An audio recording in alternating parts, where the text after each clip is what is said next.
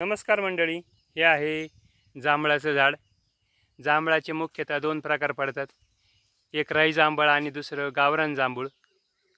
गावरान जांभूळ ही पूर्वीकारी खूपच प्रमाणात अशी होती.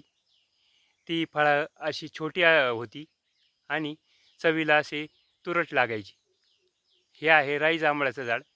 राई जांभळ हे फळ मोठं असतं आणि चवीला थोडंसं तुरट आणि खूप गोड असं असतं. हे पहा, खूप मोठं असं झाड झालेलं आहे. यावर्षी त्याला फळं आलेली नव्हती.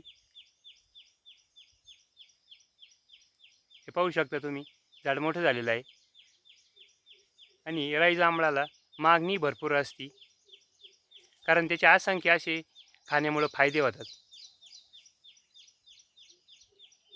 आणि जे राई जांभळ आहे त्याची पानं पण आकाराने मोठे असतात आणि जे गावरान जांभळ आहे त्याची पानं आकाराने छोटे असतात.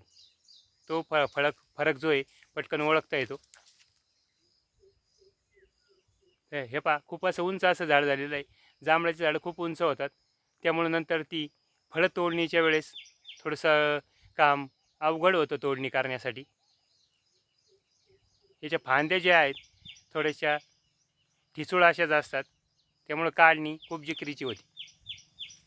धन्यवाद मंडळी. पुन्हा भेटू नवीन व्हिडिओमध्ये.